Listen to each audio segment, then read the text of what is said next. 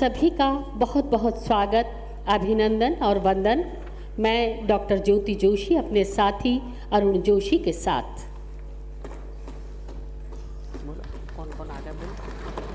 आज के आयोजन के मुख्य अतिथि श्री गुलाब चंद कटारिया, माननीय राज्यपाल असम, हमारे बीच पधार चुके हैं। बहुत बहुत स्वागत, अभिनंदन। आप सभी से निवेदन, राष्ट्रगान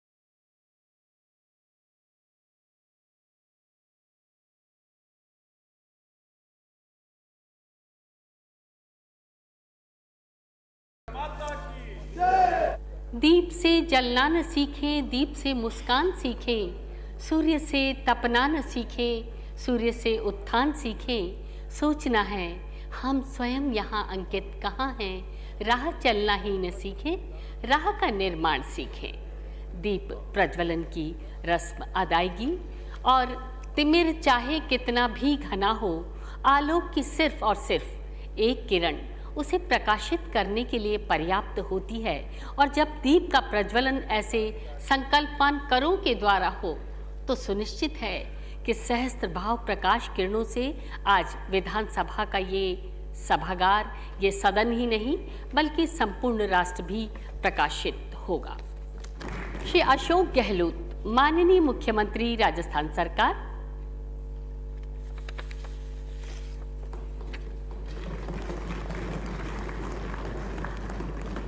श्री शांति कुमार धारीवाल, संसदीय कार्य मंत्री राजस्थान सरकार,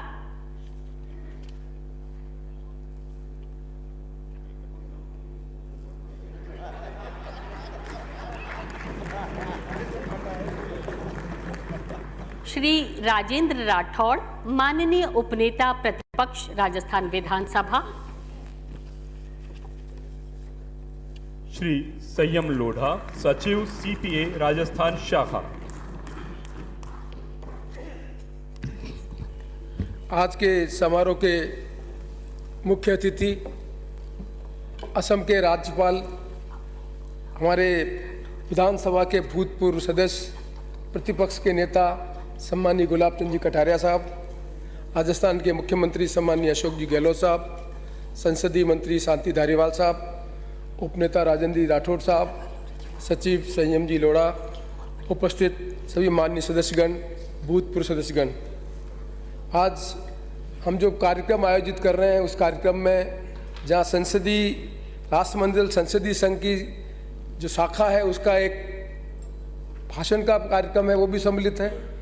राज्यपाल महोदय जो पहली बार राज्यपाल बनके हमारे सदन में आए उनका स्वागत का समारोह भी सम्मिलित है और हमारे यहाँ जो 2 विधायक सर्वश्रेष्ठ चुने गए हैं उनका भी आज सम्मान कर रहे हैं। तो मुझे तीनों कार्यक्रम को सम्मिलित करते हुए माननीय कटारिया साहब आपका यहाँ स्वागत करते हुए बहुत बहुत प्रसन्नता है। और आज का जो विषय रखा है वो विषय रखा है प्रभावी एवं सार्थक लोकतंत्र को बढ़ावा देने के लिए विधानमंडल की भूमिका।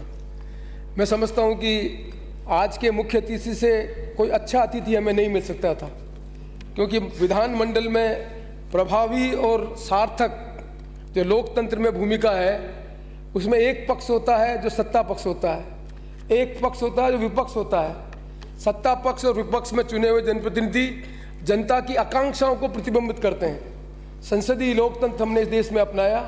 उस संसदीय लोकतंत्र में हमने अपेक्षा की गई कि जनमत के आधार पर जो पार्टी सत्ता में आएगी वो नीतियां बनाकर प्रदेश का निर्माण करने का काम करेगी। हमारे संविधान के अंतर्गत हमने ये सब्जेक्ट आइडेंटिफाई किए हैं जो विधानसभा विधानमंडल निर्णय करते हैं, जो संसद के सभ्य विषय वो संसद निर्णय करती है और कॉन्क्रीट लिस्ट के सब्जेक्ट दोनों ही सदन निर्णय कर सकते हैं। उनमें प्रभावशाली का भूमिका निर्वहन करने के लिए जहाँ सत्ता पक्ष की जिम्मेदारी है, वहाँ उसी तरह से दूसरी जिम्मेदारी बनती है प्रत्यक्ष भूमिका के रूप में।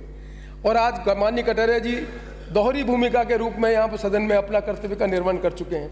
वो प्रभावशाली मंत्री भी रहे हैं और प्रभावशाली विपक्ष के नेता भी रहे हैं। किसी भी लोकतंत्र में प्रभावशाली विपक्ष और प्रभावशाली जो सत्ता पक्ष है, उन दोनों में जो सामंजस्य होता है, सामंजस्य का मतलब ये है कि वाचडॉग की एजेंसी के रूप में प्रतिपक्ष अपनी भूमिका को निर्वहन करे और सत्ता पक्ष अपनी जिम्मेदारी के आधार पर जिन मैंडेट लेकर सत्ता में आया उनकी नीति बनाकर लोगों की अपेक्षाओं को पूरा करें, तो हम लोकतंत्र को मजबूत कर सकते हैं। और इसीलिए विधानमंडल की भूमिका बहुत महत्वपूर्ण हो जाती है।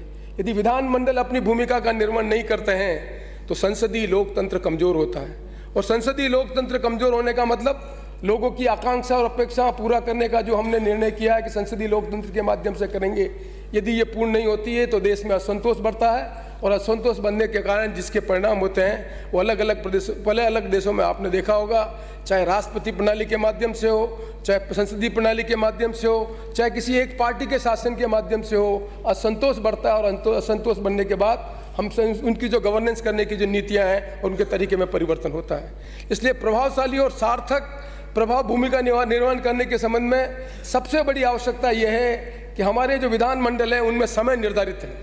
समय निर्धारित है क्वेश्चन आवर का 11 से 12, समय निर्धारित है 0 आवर का, समय निर्धारित है हम किस तरह से डिबेट करके बिल को पास करें और समय पे अपनी बात को कहें। तो जो क्वालिटी ऑफ डिबेट है वो इम्पोर्टेंट है और क्वालिटी ऑफ डिबेट के साथ किस अच्छे ढंग से हम कम समय में अपनी बात को रख सकें, ये प्रभावशाली भूमिका निर्वहन करने की जिम्मेदारी सदस्य की भी होती है और मंत्री की भी होती है कि लोगों की जो एस्पिरेशन जनप्रतिनिधि के रूप में विपक्ष और सत्ता पक्ष के लोग उठाते हैं, उनकी बात को समझकर अपनी नीतियों में निर्धारण नीति पर परिवर्तन इस तरह से करें कि हम लोगों की आकांक्षाओं को पूरा कर सकें। इसलिए विधानमंडल की भूमिका में प्रभावशाली और सार्थक भूमिका निर्वहन करने की जो जिम्मेदारी है वो सत्ता पक्ष की भूमिका की अलग, सदस्यों की अलग है और विपक्ष की भूमिका अलग है।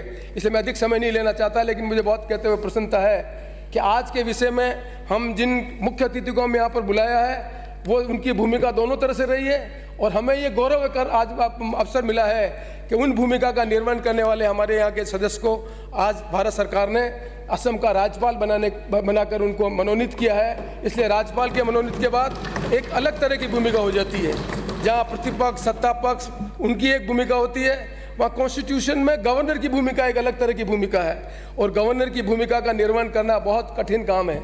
क्योंकि संसदीय लोकतंत्र में संविधान में हमने अपेक्षा की है कि किस तरह का हम देश का निर्माण कर सकते हैं। संविधान में हमने कल्पना की इस देश में हम समाजवाद, लोकतंत्र, धर्मनिरपेक्ष देश को निर्माण करना चाहते हैं। संविधान में हमने निर्णय किया है कि डायरेक्टिव प्रिंसिपल के आधार पर संवैधानिक तरीकों से हम आगे बढ़ाकर देश का निर्माण करना चाहते हैं। तो गवर्नर की भूमिका वहाँ पर वेल डिफाइन है कॉन्स्टिट्यूशन में गवर्नर की भूमिका। उसमें गवर्नर की एक बहुत बड़ी भूमिका यह है कि संविधान में जो व्यवस्था है उनको ध्यान में रखते हुए अपने कर्तव्य का निर्वहन करना। अब ये भूमिका का काम निर्वहन करने का काम माननीय कटारिया जी आपको मिला है। मैं समझता हूँ कि जो विधानमंडल की भूमिका में जो भूमिका आपने प्रतिपक्ष के रूप में, सत्ता पक्ष में मंत्री के रूप में जो प्रभावशाली भूमिका का निर्वहन किया है, ठीक उसी प्रकार राज्यपाल के रूप में भी आप एक प्रभावशाली भूमिका का निर्वहन करेंगे, जिससे हम गौरवान्वित होकर कह सकें कि हमारे विधानसभा के सदस्य के रूप में जो कटारिया जी को अलग अलग भूमिका करने का मौका मिला, वो गवर्नर की प्रभावशाली भूमिका निभाकर उन्होंने देश में अपना स्थान बनाया। हम आपसे अपेक्षा करते हैं। इसलिए मैं एक बार मैं पुनः आपका हृदय से स्वागत करता हूँ और आशा करता हूँ कि आपकी भूमिका संसदीय लोकतंत्र को मजबूत करेगी। और आज के दिन जो हमारे 2 विधायक हैं जिनको हम आज बेस्ट विधायक के रूप में हम यहाँ पर उनको सम्मानित कर रहे हैं, उनके संबंध में भी निश्चित तौर पर मैं 2 बात कहना चाहता हूँ। एक अमीन खान जी को हमने माननीय सदस्य को हमने सर्वोच्च विधायक के रूप में चुना है और एक श्रीमती अनिता जी को चुना है। अनिता जी और माननीय श्री अमीन खान जी के बारे में मैं निश्चित तौर पर कहना चाहता हूँ। अमीन खान जी को मैंने एक विधायक के रूप में देखा है, एक मंत्री के रूप में उनकी भूमिका देखी है और एक अध्यक्ष के रूप में मैंने देखा है कि माननीय अमीन खान जी कितने कम समय में अपनी बात को कितने प्रभावशाली ढंग से रखते हैं। चाहे प्रश्नकाल का सवाल हो, चाहे ध्यान आकर्षण का सवाल हो, चाहे डिमांड में अपनी बात करने की हो, बहुत सार्थक रूप से अपनी बात को कहते हैं। लेकिन हम पढ़े लिखे लोग हैं, अपनी बात को कह सकते हैं, लेकिन एक व्यक्ति जिसको पढ़ने का अवसर नहीं मिला, लोगों के बीच में रहकर जिस तरह की लोगों की समस्याओं को समझा, उसको अच्छे ढंग से आर्टिकुलेट करने का काम किसी ने सदन में किया है, तो मैं समझता हूँ कि अमीन खान जी को मैंने देखा है। इसलिए मुझे बहुत प्रसन्नता है कि आज हम अमीन खान जी जैसे सदस्य को एक बेस्ट विधायक के रूप में हम यहाँ पर सम्मानित करें। ठीक उसी प्रकार श्रीमती अनीता बघेल जी को मैंने एक विधायक के रूप में देखा है, और मुझे आज भी स्मरण है कि जब विधायक के रूप में जब पहली बार इन्होंने डिबेट में भाग लिया तब सीएजी रिपोर्ट को उन्होंने रेफरेंस दिया। शायद प्रथम बार के विधायकों को मालूम भी नहीं होता कि सीएजी रिपोर्ट क्या होती है। सीएजी रिपोर्ट को डिबेट का आधार बनाकर किसी ने पार्टिसिपेट करने का काम किया, वो श्रीमती अनीता बघेल जी को मैंने एक विधायक के रूप में देखा है, और मैंने इनके मंत्री के रूप में भी इनके काम को देखा है। और आज प्रतिपक्ष में जो इनकी भूमिका है उनमें भी प्रभावशाली ढंग से जो विधानसभा के प्रश्नकाल है, 0 आवर है, डिमांड है, उसमें प्रभावशाली ढंग से अपनी भूमिका का निर्वहन किया है। और आज हम अपेक्षा करते हैं कि हमारे देश में महिलाएं आगे बढ़ें। उन महिलाओं के आगे बढ़ने में इस तरह की पार्लियामेंटेरियन यदि महिलाएं आगे बढ़ती हैं तो निश्चित तौर पर हमारे समाज में जो और महिलाएं हैं वो आगे बढ़कर संसदीय लोकतंत्र को मजबूत करेगी। उनको भी हमने श्रेष्ठ विधायक के रूप में चुना है। मैं उनके भी उज्जवल भविष्य की कामना करता हूं, और मैं आशा करता हूं कि इसी तरह से हमारे विधानसभा की जो गरिमामय जो परंपरा रही है उन परंपराओं का निर्वहन करेंगे, और हमारे यहाँ के जो विधायक की जो परंपरा है उन परंपराओं को देश के सामने हम कह सकेंगे कि हम सब अलग अलग विचारों के हो सकते हैं, अलग अलग विचारों में अपने उत्तरदायित्व का निर्वहन कर संसदीय लोकतंत्र में जनता की अपेक्षाओं को पूरा करने की अपनी जिम्मेदारी का निर्वहन करते हैं। इन्हीं सब शब्दों के साथ मैं आप सबका भी धन्यवाद देता हूं, और व्यक्तिगत तौर पर एक बार कटारिया साहब का और धन्यवाद करता हूं कि आज समय निकाल कर आप हमारे बीच में आए। हम आपका स्वागत करते हैं, अपने आप को बहुत बहुत गौरव अनुभव करते हैं। धन्यवाद, नमस्कार। धन्यवाद श्री राजेंद्र राठौड़, उपनेता प्रतिपक्ष। आज के गरिमापूर्ण समारोह के मुख्य अतिथि असम के जैसे प्रदेश के संवैधानिक प्रमुख आदरणीय गुलाब जी कटारिया साहब, हमारी विधानसभा के हर क्षेत्र में गतिशील अध्यक्ष डॉक्टर सीपी जोशी जी, आदरणीय गहलोत साहब, आदरणीय धारीवाल जी, सैम लोढ़ा जी, और इस सभागृह में उपस्थित सभासदों और मित्रों, आज मैं और मेरे साथी सब गौरवान्वित हैं आदरणीय गुलाब जी आपको महामहिम राज्यपाल के पद पर आसीन होते हुए देखते हुए। और मैं कह सकता हूं कि जिस पद को आपने सुशोभित किया है वो पद आपके पदासीन होने पर स्वयं सुशोभित हुआ है। आपका दीर्घ संसदीय जीवन, 8 बार लगातार इस विधानसभा के सदस्य के रूप में, इस सरकार के मंत्री के रूप में, लोकसभा के सदस्य के रूप में, प्रतिपक्ष के नेता के रूप में आपकी सार्थक भूमिका को राजस्थान की राजनीति में कोई भूल नहीं पाएगा। कहते हैं राजनीति काजल की कोठरी है, कुछ न कुछ व्यक्ति के साथ कोई न कोई बात लग जाती है, पर आपके व्यक्तित्व ने ज्यों की त्यों धर दीनी चदरिया, आपकी निष्पक्षता, ईमानदारी और विचार के प्रति आपकी प्रतिबद्धता निश्चित तौर पर राजनीति में जो आने वाले लोग हैं उनके लिए प्रेरणाप्रद रहेगी। मैं आपका स्वागत करते हुए अपने आप को गौरवान्वित महसूस करता हूं। मैं बधाई देना चाहूँगा आज जिन 2 विधायकों को, जिनके बारे में माननीय अध्यक्ष महोदय ने अभी जिनकी खूबियों की चर्चा की, उन दोनों को सर्वश्रेष्ठ विधायक के पुरस्कार के रूप में नवाजा गया है। और आज जिस विषय पर हमें व्याख्यान सुनने का मिलेगा, प्रभावी व सार्थक लोकतंत्र को बढ़ावा देने में विधानमंडल की भूमिका, मैं समझता हूं प्रायोगिक रूप से आदरणीय कटारिया साहब ने जितना इस भूमिका को अलग अलग समय में अलग अलग प्रभावी ढंग से निभाई है, ये हम सब लोग जानते हैं। और हम सब लोग ये भी जानते हैं कि हमारा जो संविधान बना है उसके अंदर आर्टिकल 164(2) ये कहता है कि मंत्रिमंडल अगर उत्तरदायी है तो विधानमंडल के लिए है, और हम सब लोग पक्ष और प्रतिपक्ष इस संसदीय लोकतंत्र के 2 पहिए हैं। हमारा काम, प्रतिपक्ष का काम, इस लोकतंत्र के अंदर सत्ता पक्ष के बारे में सार्थक तौर पर वो बातें बताना ताकि वो सावचेत रहे। और जिस तरह माननीय अध्यक्ष जी ने कहा, निश्चित तौर पर इस लोकतंत्र में, संसदीय लोकतंत्र तब मजबूत होगा जब हम वॉचडॉग की भूमिका में आएंगे, ताकि सब लोगों को लगे कि जिन लोगों को इस राजस्थान के लिए, इस देश के लिए अहम भूमिका दी गई है, वो सार्थक रूप से अपने काम को पूरा कर रहे हैं। आदरणीय गुलाब जी, आपके साथ काम करने का मौका हम लोगों को मिला, और मैं समझता हूं कि कई लोगों को तराशने का काम आपने किया। आप हमारे मार्गदर्शक रहेंगे, आप हमारे प्रेरणा के स्रोत रहेंगे। और मैं धन्यवाद देना चाहूँगा डॉक्टर सीपी जोशी जी को कि इन्होंने यहाँ गुलाब जी भाई साहब को बुलाकर एक बार हमारी पुरानी स्मृतियों को फिर ताज़ा करने का काम किया। आपका अभिनंदन। और निश्चित तौर पर इस प्रभावी और सार्थक लोकतंत्र में विधानमंडल की भूमिकाएं तभी आगे बढ़ेगी जब विधानमंडल की बैठकें ज़्यादा होगी। और मुझे कहते हुए प्रसन्नता है कि 15वीं विधानसभा राजस्थान की विधानसभा के इतिहास में प्रोडक्टिविटी के रूप में और सार्थक बहस के रूप में याद की जाएगी। और इस सारी भूमिका के अंदर आदरणीय गुलाब जी भाई साहब ने हमेशा हम लोगों को प्रेरित किया कि हम लोग सार्थक बहस करके अपनी बात सदन में कहें। और इसी भूमिका को आगे बढ़ाने में जिस प्रकार का नेतृत्व डॉक्टर सीपी जोशी जी ने दिया, हम सब लोग गौरवान्वित हैं। आपका यहाँ आगमन हमारे लिए सुखद है। आप इसी प्रकार आपका स्वास्थ्य ठीक रहे, आप बढ़ें और इस हिंदुस्तान की राजनीति में नक्षत्र की तरह चमके। इन्हीं शुभकामनाओं के साथ बहुत बहुत धन्यवाद। अब अनुरोध श्री अशोक गहलोत, माननीय मुख्यमंत्री राजस्थान। इससे पहले छोटा सा संक्षिप्त परिचय। श्री अशोक गहलोत को तीसरी बार राज्य का मुख्यमंत्री बनने का गौरव प्राप्त हुआ है। प्रदेश में विकास की नई इबारत लिखने वाले जनप्रिय एवं कुशल प्रशासक श्री गहलोत ने आम आदमी को राहत पहुंचाने की अनेक कल्याणकारी योजनाएं आरंभ की, जिससे उनका जीवन न केवल सुगम बना अपितु उनके जीवन स्तर में भी सकारात्मक बदलाव आया है। आपके नेतृत्व में कोविड महामारी का मुकाबला कर सुप्रबंधन की देश और दुनिया में मिसाल कायम की है। आप राजस्थान का गौरव हैं, हमारा अभिमान है। आपसे आग्रह है उद्बोधन हेतु श्री अशोक गहलोत, माननीय मुख्यमंत्री।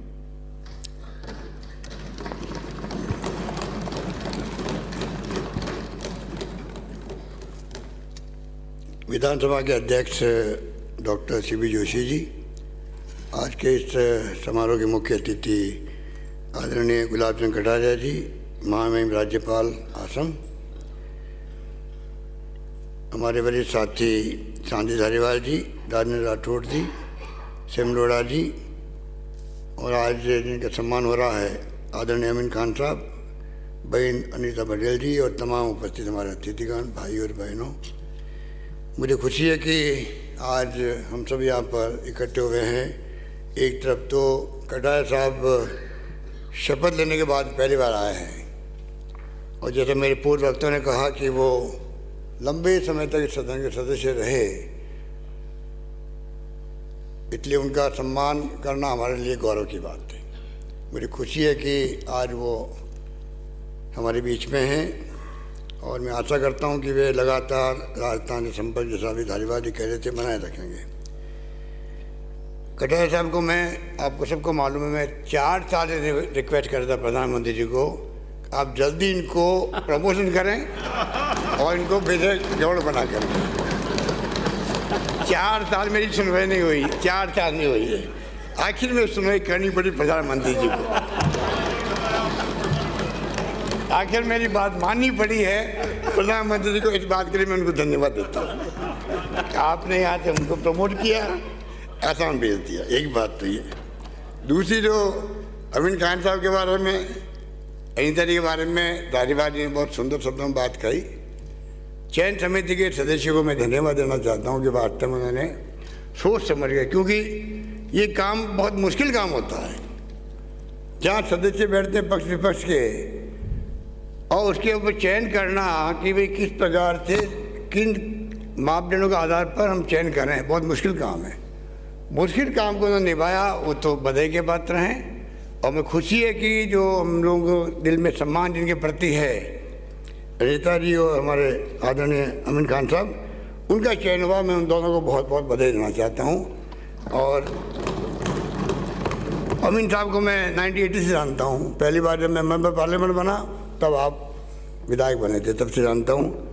अनीता जी के बारे में सुनता रहता हूँ और पढ़ता रहता हूँ। मुझे खुशी होती है, बहुत ही समर्पित और प्रतिबद्ध कार्यकर्ता के रूप में उन्होंने अपनी पहचान बनाई है। बाकी जो सब्जेक्ट रखा गया, मैं समझता हूँ कि सीपी जोशी साहब ने बहुत ही सुंदर शब्दों में व्याख्या करी। मैं तो इतना जानता हूँ कि जिस प्रकार से आज़ादी मिली हम लोगों को बड़े संघर्ष के बाद में, त्याग बलिदान और कुर्बानी हुई, और हमें सौभाग्य था कि महात्मा गांधी का सानिध्य मिला। उस वक्त में जिस रूप में पंडित जवाहरलाल नेहरू,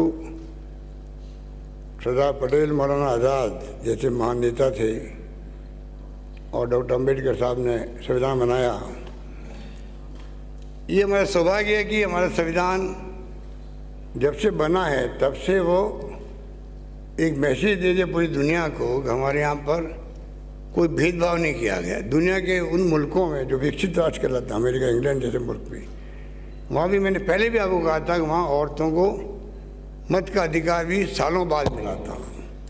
हमारे यहाँ पहले दिन से अधिकार मिला महिलाओं को वोट का अधिकार, ये उनकी दूरदृष्टि थी।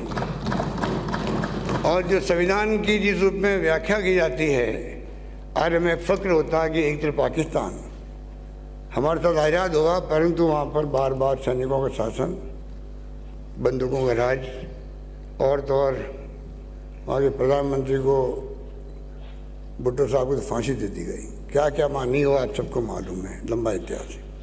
हमें गर्व होना चाहिए कि कैसी परिस्थिति आई हो, कैसी परिस्थिति आई हो, पर हमारे यहाँ अमृत महोत्सव मना रहे हम लोग 75 साल का। लगातार सरकार बदलती रही, कुछ भी हुआ। इंदिरा गांधी जी चुनाव हार गई, एक सेकंड नहीं लगाया और मुरारी भाई देसाई को सत्ता सौंप दी। ये घटना कई बार हुई, आपको मालूम है। और हमें फ़ख्र होता है कि हम दुनिया के मुल्क आज भी हमारा सम्मान करते हैं। जिस देश के अंदर ये 40 करोड़ की आबादी का देश और लोकतंत्र मजबूत है, उसकी नींवें बहुत मजबूत है, ये हमें फ़ख्र होना चाहिए। और लोकतंत्र है तभी मैं समझता हूँ कि जनता का सम्मान होता है, गरीब से गरीब आदमी का भी। धारीवाल ने इशारा किया पार्लियामेंट में क्या हो रहा है, क्या नहीं हो रहा है, उस पर मैं अभी चर्चा नहीं करना चाहता, क्योंकि बहुत कुछ बातें राजनीतिक ऐसी है जो हम लोग बोलते रहते हैं, सदन के बाहर ही बोलते रहते हैं। पहली बार कटारिया साहब आए हैं और मैं राजनीतिक भाषण दूंगा तो इनके लिए भी ठीक नहीं है। मुझे इनका सम्मान करना बहुत आवश्यक है, इसलिए मैं अपनी ओर से, आप सबकी ओर से इनका सम्मान करता हूँ। आगे से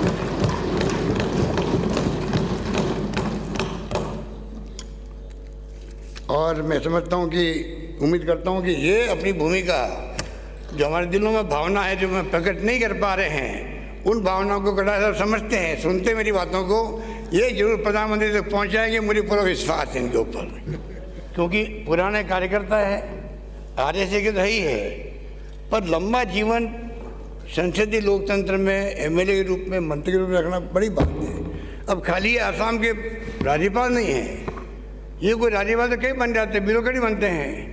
ये व्यक्ति वो है जो नीचे से ऊपर तक आया है, कार्यकर्ता करते बनते आया है।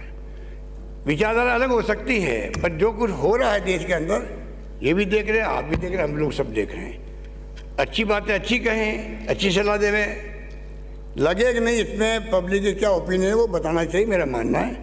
और मुझे विश्वास है कि ये उसमें कमी नहीं रखेंगे, क्योंकि ये मुंहफट भी है, बोल देते हैं, मौका लगता है छोड़ते नहीं हैं, अच्छी बात है। मैं समझता हूँ कि आज का जो दिन है उसके लिए मैं सीपी जोशी साहब को धन्यवाद दूंगा। अब तो पूरे 5 साल हो जाएंगे, 7-8 महीने बाद में, पर 5 साल आपने जो जिस रूप में स्पीकर के रूप में आपने भूमिका अदा करी है, उसके कायल सब लोग हैं, पक्ष भी है विपक्ष भी है, इस बात की मुझे खुशी है। आपने इस हाउस को जीवित रखा है, कौन कोई प्रोग्राम कराते रहे आप लोग। पहली बार परंपरा बनी जिसमें हमारे विधायक हो, पूर्व विधायक हो, सबको साथ बैठने का, इस हाउस के अंदर बात करने का, संगोष्ठियाँ करने का मौका मिलता रहा। ये आपकी बुद्धिजीवी सोच का ही परिणाम है, जो आप हमेशा अपनी बात कहते हैं और अवसर देते हैं कि बाकी लोग भी अपनी बात कह सकें। कई यहाँ पर बड़े नेता भी आए, कई लोग आए यहाँ पर। मुझे खुशी है कि आज भी आपने एक अवसर जो है उसको आपने चुना है कटारिया साहब के स्वागत के लिए। ये हमारी परंपरा भी रही है। मुझे याद है कि बैभव शेखावत साहब जब बने थे उपराष्ट्रपति, तब मैं मुख्यमंत्री था, तब भी मैंने उनके सम्मान में भोज भी दिया और कार्यक्रम रखा घर पे। और बहुत ही वो मैं समझता हूँ कि सीपी जोशी जी जानते हैं कि किस प्रकार का प्रोग्राम था, क्योंकि मैंने क्या किया कि 52 से जो लोग उनके साथ रहे हैं, वो 52 से एमएलए बन गए थे पहले इलेक्शन से। जितने ब्यूरोक्रेट थे, हाईकोर्ट जजेस थे या कोई अधिकारी थे, कुछ भी थे, उन सबको उस दिन याद किया। तो उनके लिए ऐसा अवसर रहा कि एक साथ में वो उन अपने साथियों से मिल सके, जो सालों तक नहीं मिल पा रहे थे। तो मुझे याद है कि वो बहुत ही इस बात को लेके उन्होंने अप्रिशिएट किया था। संयोग से फिर धनखड़ साहब बन गए उपराष्ट्रपति, तब भी मैंने उनका सम्मान रखा घर पे। और अब मैं समझता हूँ कि ये मौका है जब आज हमारे कटारिया साहब हम सब की तरफ से खाना दे रहे हैं, और वो मिलेट क्या मोटे अनाज का खाना दे रहे हैं आप लोग, इसके लिए आपका भी धन्यवाद। और मैं उम्मीद करता हूँ कि ऐसी परंपरा हमेशा बनी रही राजस्थान के अंदर, जहाँ पर विचारधारा की लड़ाई होती रहती है, परंतु व्यक्तिगत संबंध जो है वो सबसे उठ के होते हैं। ये परंपराएं हम निभाते आए, आगे निभाते रहेंगे। इन्हीं शब्दों के साथ मैं पुनः अपनी ओर से कटारिया साहब का और हमारे दोनों विधायक साथियों का हार्दिक स्वागत करता हूँ। धन्यवाद। जय हिंद। धन्यवाद। हमारे विधायक नामक इस सॉफ्टवेयर का आज लोकार्पण किया जा रहा है। इसके पश्चात ये सभी सूचनाएं विधानसभा की वेबसाइट पर आमजन के लिए उपलब्ध रहेगी। माननीय सदस्यों संबंधी समस्त जानकारी तथा निर्वाचन क्षेत्रवार, जिलेवार, पार्टीवार सहित विभिन्न प्रकार से खोजी जाकर उनका विस्तृत जीवन परिचय प्राप्त किया जा सकेगा। माननीय सदस्यों की जीवन संबंधी विस्तृत जानकारी युक्त इस प्रकार की सूचनाएं उपलब्ध कराने वाली राजस्थान विधानसभा की संभवतः यह पहली विधानसभा है। माननीय से अनुरोध, इसका विमोचन, इसका लोकार्पण अपने कर कमलों से करें।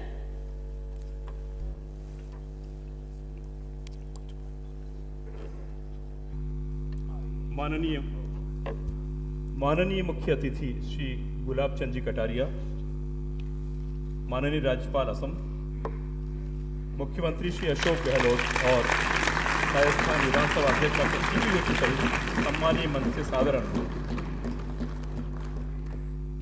और आइए अब देखते हैं एक लघु फिल्म आजादी। हमारे विधायक इस सॉफ्टवेयर की लॉन्चिंग आज माननीय के कर कमलों से किया गया। और आइए देखते हैं एक छोटी सी लघु फिल्म आजादी के अमृत महोत्सव पर MIT school of government Pune द्वारा 15 से 18 जून 2023 को एक 3 दिवसीय राष्ट्रीय विधायक सम्मेलन मुंबई में आयोजित किया जा रहा है। इस सम्मेलन में देश के सभी राज्य विधानमंडलों के सदस्यों को आमंत्रित किया जा रहा है। इस कार्यक्रम के निमंत्रण पत्र तथा अन्य साहित्य विधानसभा सचिवालय द्वारा आप सभी को वितरित किए जा रहे हैं। इस कार्यक्रम से संबंधित ये लघु फिल्म आइए हम सब देखते हैं। भारत विश्व के सबसे विशाल लोकतंत्र के 75 साल, इन ऐतिहासिक पलों को महत्वपूर्ण बना रहा है लोकतंत्र का महाकुंभ यानी प्रथम राष्ट्रीय विधायक सम्मेलन भारत का भव्य आयोजन। भारतीय संसद यानी विश्व के सबसे बड़े लोकतंत्र का मंदिर है इस सम्मेलन का प्रेरणा स्रोत। और आदरणीय सुमित्रा महाजन जी, मीरा कुमार जी, मनोहर जोशी जी, शिवराज पाटिल जी के कुशल मार्गदर्शन में 50 से भी ज्यादा राष्ट्रीय और क्षेत्रीय राजनीतिक दलों की सक्रिय भागीदारी। भारत के राजनीतिक इतिहास में पहली बार एक स्वतंत्र और गैर राजनीतिक मंच पर एकत्रित होंगे भारत के सभी राज्यों और केंद्र शासित प्रदेशों के 4000 से भी ज्यादा निर्वाचित जनप्रतिनिधि। इस 4 दिवसीय वैचारिक मंथन में होंगे 80 से भी ज्यादा समानांतर सत्र, जैसे कि विधायकों के प्रदर्शन में सुधार, सुशासन के लिए नए प्रयोग, सामाजिक समावेश पर आधारित भारत का आर्थिक विकास, कैसे बने सफल और संवेदनशील जनप्रतिनिधि। एक मंच जो विधायकों को अपने दायित्वों के निर्वहन में करेगा और अधिक सक्षम। इस मंच पर होगी जनप्रतिनिधियों के समक्ष आने वाली चुनौतियों पर चर्चा, जहां विभिन्न राजनीतिक विचारधाराएं आपसी मतभेदों को भुलाकर करेंगी लोकतंत्र को शक्तिशाली बनाने का अमृत मंथन, जहां मिलेगी युवाओं को राजनीति में आने की प्रेरणा, जहां लिखा जाएगा सुशासन, नेतृत्व, लोकतंत्र, शिक्षा और विश्व शांति निर्माण का एक नया अध्याय। आजादी के बाद देश आज जहां पहुंचा है उसमें इस देश के सभी प्रधानमंत्रियों का योगदान है। पुणे दिल्ली और मुंबई में इस कार्यक्रम के मार्गदर्शकों और सलाहकार मंडल के बीच हो चुका है विचार विमर्श, जिसमें सामूहिक सहमति से तय हुई है इस कार्यक्रम की रूपरेखा। ये थी एक छोटी सी लघु फिल्म में माननीय राज्यपाल असम है आपसे विनम्र आग्रह करना चाहेंगे अपना उत्प्रेरण, अपना उद्बोधन, अपना आशीर्वचन हमें प्रदान करें।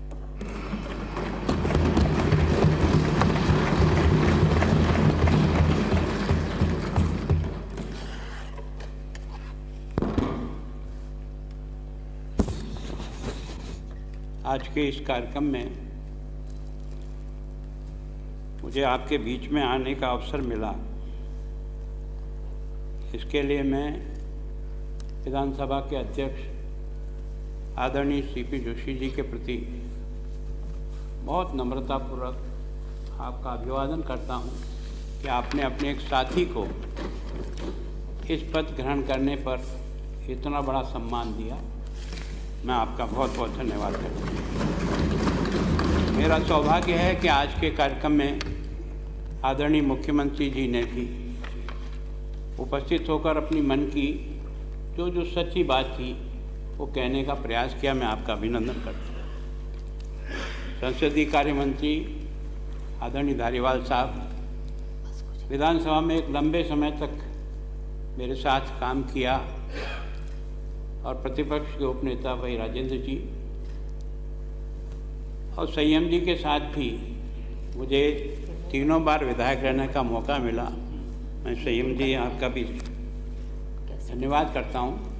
उपस्थित सभी विधायक भाइयों और बहनों और पूर्व विधायक, सबसे पहले तो मैं जोशी साहब आपको इस बात के लिए बधाई देता हूँ कि मुझे भी इस हाउस में इतने वर्षों तक रहने का मौका मिला, लेकिन जो पूर्व विधायक होता था वो बाहर से ही इस सदन को देखता था। ये पहली बार मौका है कि उन पूर्व विधायकों को भी इसी हाउस में बैठ करके कार्यक्रम में शरीक और ये वास्तव में आपने इन विभिन्न सीपीए के कार्यक्रम के माध्यम से जो एक नया रास्ता तय किया है वो निश्चित रूप से आगे आने वाले लोकतंत्र को बहुत मजबूती देगा और हम सब लोगों को भी ये सोचने के लिए मजबूर करेगा कि इस पवित्र सदन का उपयोग किस किस तरीके से देश के लोकतंत्र को मजबूत करने के लिए किया जा सकता है। उसका सफलतम प्रयोग अपने इतने लंबे विधायक कालखंड में पहली बार अनुभव किया है। मैं आपका बहुत बहुत अभिनंदन करता हूँ। वैसे आपने मेरा स्वागत जाते एक समय कर दिया था, लेकिन पता नहीं आपका बहुत आग्रह और प्रेम था कि आप में से कोई ये व्यक्ति राज्यपाल के पद पर आसीन हुआ है तो पद ग्रहण करने के बाद भी आपको दोबारा आना चाहिए, और इसलिए मेरे को ये आपने अवसर दिया। मैं सारे सदन के माननीय सदस्यों के प्रति भी आभार व्यक्त करता हूँ और आप सभी जो मंच पर विराजमान हैं उन सब के प्रति भी अपना धन्यवाद ज्ञापित करता हूँ। इस सर्वश्रेष्ठ विधायकों का चयन जब से राजस्थान में शुरू हुआ है, मैं सोचता हूँ एक अच्छी परिपाटी प्रारंभ हुई है। हर बार जिस प्रकार का चयन हुआ और आज जिन अमीन खान जी का चयन हुआ है, मैं आपको सच कहता हूँ, मैं जब प्रारंभ में विधायक आया था तब से मैं इनको विधायकपुरी में देखता हूँ। वो जो पुरानी विधानसभा थी उसमें भी अंतिम समय में जाने वाला कोई बस का अगर साथी था तो अमीन खान जी थे। हम उसी बस में जाते, मतलब सदन में आना जिसका मतलब सदन का पूरी कार्रवाई समाप्त करके ही जाना। बीच में कभी सदन छोड़ना मैंने कभी देखा नहीं था। और वास्तव में ये कई बार आपके और मेरे खिलाफ भी बोलते हैं, पर बोलते वो सच है। जो ऐसा सोचते हैं वैसा कहते हैं, केवल बनावटी बात को बनाने का प्रयास नहीं करते हैं। वास्तव में आज आपने उनका चयन किया, मैं चयन कमेटी को बहुत बहुत धन्यवाद देता हूँ कि वास्तव में जो ज़मीनी हकीकत को अपने वाणी के द्वारा इस सदन में अपने उन लोगों की पीड़ा को जिस ढंग से रखते हैं, कई बार सत्तारूढ़ के सदस्य होते हुए भी सत्तारूढ़ के खिलाफ भी अगर कोई बात इनको कहने को इनको अंदर आती है तो उसको ये रोक नहीं पाते हैं और कहते हैं। मैं इनको बहुत बहुत धन्यवाद करता हूँ और चयन कमेटी को धन्यवाद करता हूँ। बहन अनीता के जो चयन किया आपने, निश्चित रूप से मैंने इनको महापौर के समय से देखा है अजमेर से, और राजनीति की इस लंबी यात्रा में इन्होंने जिस प्रकार से अपने सदन में अपनी बात को रखने का प्रयास किया, मैं सोचता हूं कि आपने इन दोनों व्यक्तियों का चयन करके उन सारे सम्मानित सदस्यों का भी मान बढ़ाया है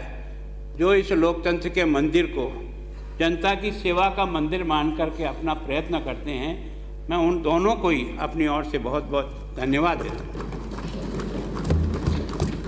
मैं सोचता हूँ कि आपका और मेरा देश बहुत भाग्यशाली है कि संघर्ष से आज़ादी प्राप्त होने के बाद इस देश का लोकतंत्र ऐसा बने जिसमें सब लोगों की सहभागिता हो। चाहे हमारी भाषाएं अलग हो सकती है, हमारा रहन सहन अलग हो सकता है, हमारे रीति रिवाज अलग हो सकते हैं, हम कोई सुदूर दूर रहता है, कोई पहाड़ी में रहता है, कोई कहीं रहता है।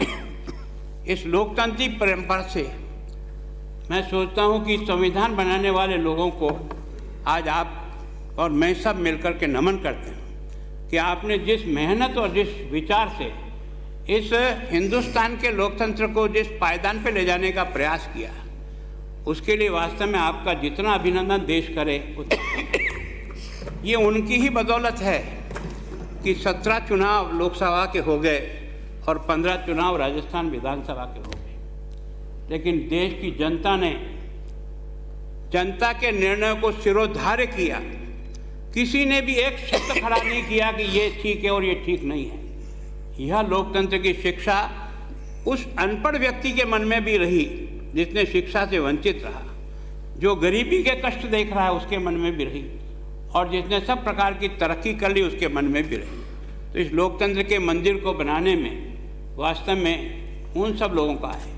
और आज वास्तव में इस लोकतंत्र के मंदिर में खड़ा हूँ उन सब लोगों ने, जिन्होंने पक्ष में रहे हों चाहे विपक्ष में रहे हों, सरकार में रहे हों, प्रधानमंत्री रहे हों या विपक्ष में रहे हों, उन सब की यात्रा, ये 70-75 वर्ष की यात्रा आज इस मंजिल पर जो आप और मैं यहाँ पहुँचा हूँ और यहाँ जो बात कर रहा हूँ, ये सब उन लोगों के परिश्रम की और सोच की देन है, और वो इसी लोकतंत्र के मंदिर के द्वारा है।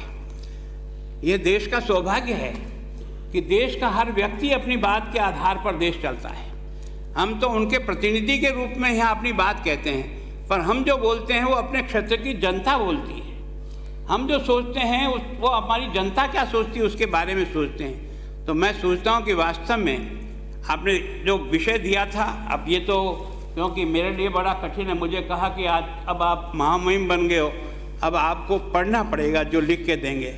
अब मेरी आदत नहीं बनी, मैं बनाने की कोशिश करूँगा, पर सामान्यतः मैं इस बात का प्रयत्न करता हूँ कि मैं कभी भी किसी लाइन को छोड़ करके बात करने का आदी नहीं। जो मुझे सच लगता है, जिससे मेरे देश का भला होता है, जिसमें भी देश की जनता का भला होता है, वही बात मेरे मन से निकलती है और मैं उसको देने का प्रयास करता हूँ। सच में आज इस देश की जनता आपको और मुझे चुन करके भेजती है। आप लोग बैठ करके उनका प्रतिनिधित्व करते हैं। जो सरकार चलाते हैं वो अपनी बात रखते होंगे, लेकिन उसमें कोई कमी खामी होती है तो हम उसका विश्लेषण करते हैं। और ये देश का सौभाग्य है कि अगर अच्छी बात पक्ष से आए या विपक्ष से आए, हम मन से उसे स्वीकार करते हैं। जिद नहीं करते हैं कि हमने ये जो कहा है यही सच है, ऐसा इस लोकतंत्र में नहीं चलता है और हमने इसकी पालना की है। अगर कहीं छोटी मोटी गलती की है तो हमें स्वयं को बाद में एहसास होता है कि वास्तव में हमने लाइन को छोड़ करके अपनी बात कही जो उचित नहीं है। मैं हमेशा इस बारे में पक्षधर रहा हूँ शुरू से कि जो कुछ हो इस हाउस में हो। इस हाउस को जितना अधिक चलेगा उतनी ही जनता की बात को हम अच्छी प्रकार से रख पाएंगे। अब कई कुशलगढ़ से आने वाले विधायक के एरिया में क्या समस्या है वो आप और मैं यहाँ कितने साल रह जाएं मैं नहीं समझ सकूँगा, लेकिन वो जब अपनी बात रखेगी और मैं इस हाउस में एक श्रोता के रूप में जब उपस्थित होऊंगा तो मुझे कुशलगढ़ समझ में आएगा कि कुशलगढ़ की समस्या क्या है। तो वास्तव में इस हाउस में जितना अधिक से अधिक कार्रवाई हो, यही लोकतंत्र की सफलता का सबसे बड़ा।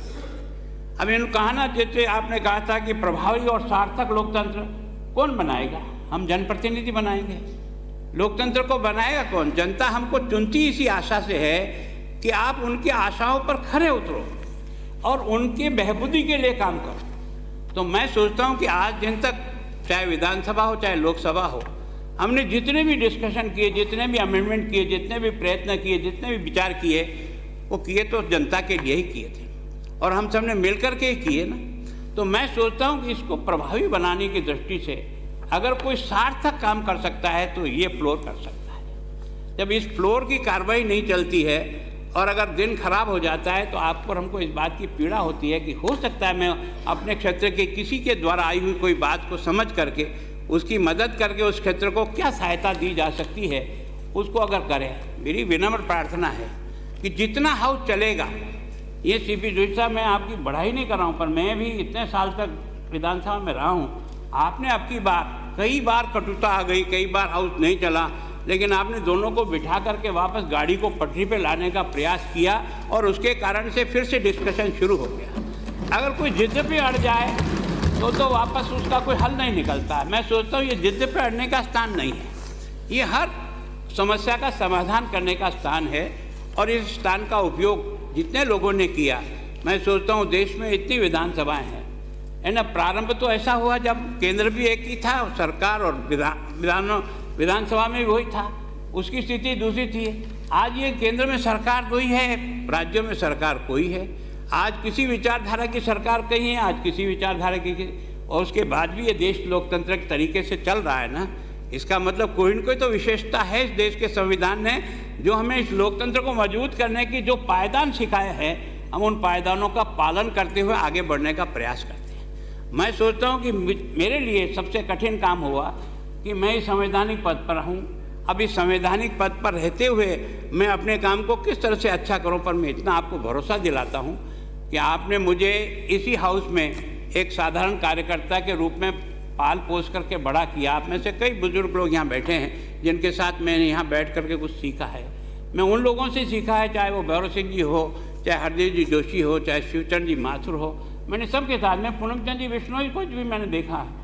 मैं सोचता हूँ इन लोगों ने जिस प्रकार के तौर तरीके अपनाए और जिस प्रकार से इस हाउस की गरिमा को बढ़ाया, मैं सोचता हूँ कि चौखाड़िया जी की जो सादड़ी वाला सोना कांड का विषय आया और जब हाउस में चर्चा हुआ तो ऐसा लगा कि अब ये तो महान विस्फोट हो जाएगा।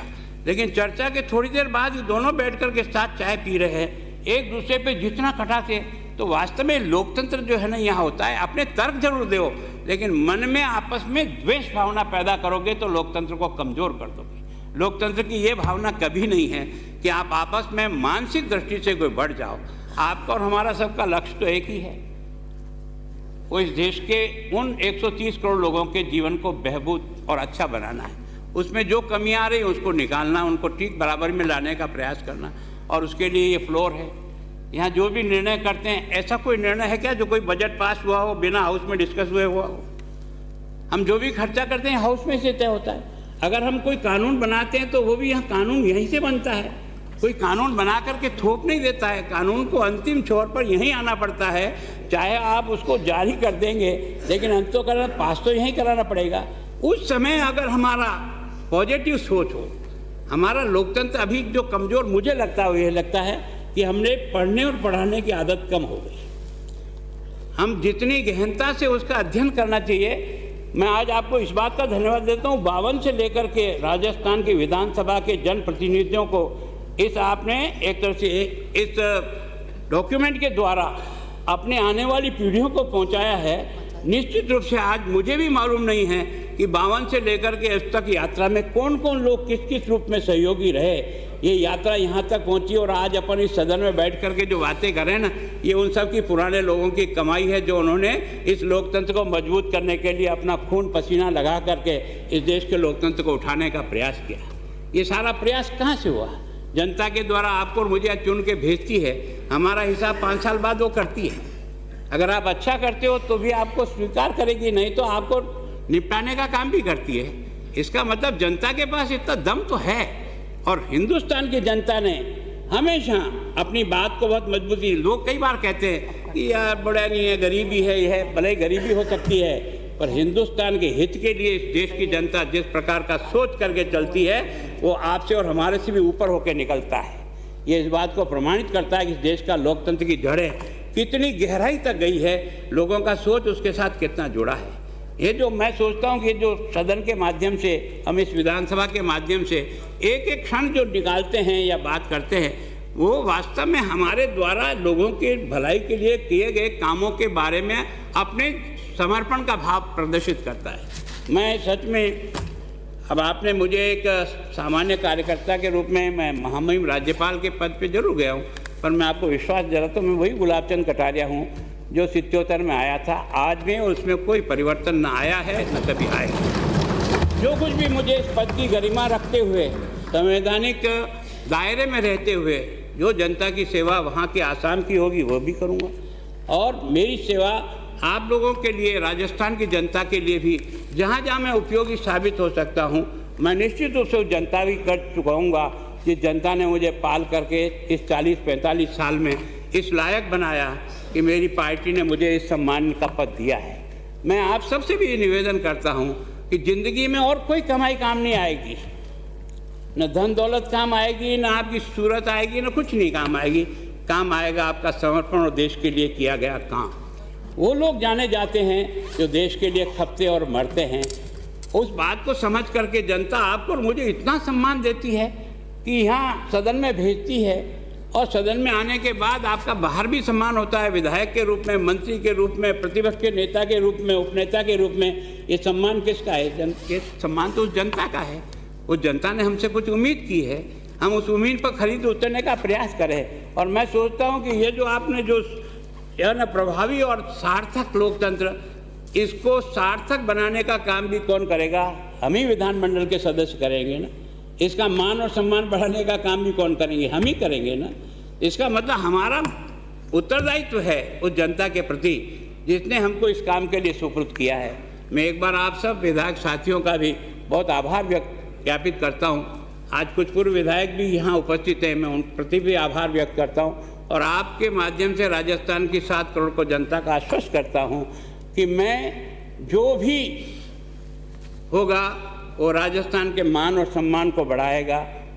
राजस्थान के मान सम्मान में कहीं भी किसी प्रकार की कोई कमी मेरे जीवन के किसी गलत काम से नहीं होगा। और आपको भी मैं आश्वस्त करता हूँ कि मैं जनप्रतिनिधि हूँ, मैं मेरी एक पार्टी का सदस्य हूँ, लेकिन आज मैं जिस पद पर बैठा हूँ उस सम्मानीय पद विधानसभा का, एक तरह से आज मुझे जो वहाँ का राज्यपाल बनाया है, मैं आपको आश्वस्त करता हूँ भारतीय संविधान के अनुसार दी हुई हर प्रकार की बात का पालन करते हुए देश के लोकतंत्र को मजबूत करने का काम मैं निश्चित रूप से करूँगा।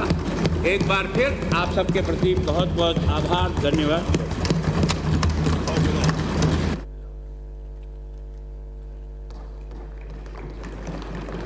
श्री राजेंद्र राठौड़, माननीय उपनेता प्रतिपक्ष, आपसे अनुरोध करना चाहेंगे आप माननीय राज्यपाल महोदय को शॉल ओढ़ाकर आपका सम्मान करें।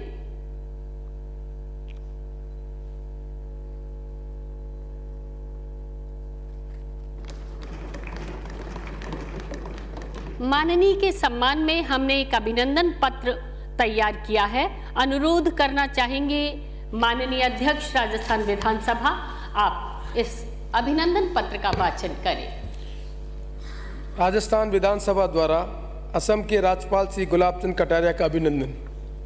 असम के राज्यपाल श्री गुलाबचंद कटारिया का अभिनंदन करते हुए हम अपने आप को गौरवान्वित अनुभव कर रहे हैं। हमारा हर्ष और प्रसन्नता इसलिए भी द्विगुणित हो गई है कि आप कुछ दिन पूर्व ही सदन के नेता प्रतिपक्ष प्रतिष्ठित पद पर आसीन रहे हैं।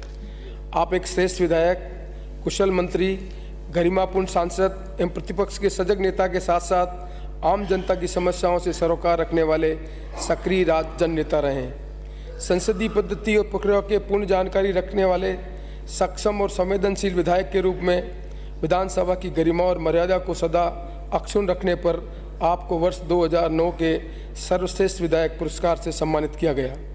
आपने मोहनलाल सुखाड़िया विश्वविद्यालय उदयपुर से MA भूगोल, BEd एवं LLB की उपाधियां प्राप्त की हैं। आपने राजकीय विद्यालय में व्याख्याता एवं प्रधानाध्यापक के पद पर सेवा से कैरियर की शुरुआत की। अपने नैसर्गिक प्रतिभा एवं अध्ययनशील प्रवृत्ति के बल पर आपने श्रेष्ठ संसदविद के रूप में अपनी विशेष पहचान बनाई। आप वर्ष 1977 में पहली बार 6ठी विधानसभा के सदस्य निर्वाचित हुए। अपने साढ़े चार दशक से अधिक के संसदीय जीवन में आप 8 बार विधायक और 1 बार सांसद चुने गए। वर्तमान 15वीं विधानसभा में आप सबसे अनुभवी विधायक रहे। परिणाम स्वरूप आपको वर्तमान विधानसभा के सामयिक अध्यक्ष का दायित्व भी दिया गया। सरलता एवं सादगी से परिपूर्ण आपके संसदीय जीवन ने ऐसे मानदंड स्थापित किए हैं जो साथी विधायकों के लिए प्रेरणा स्रोत हैं। सदन की कार्रवाई में आपके योगदान से संसदीय परंपराएं पुष्ट एवं पोषित हुई है।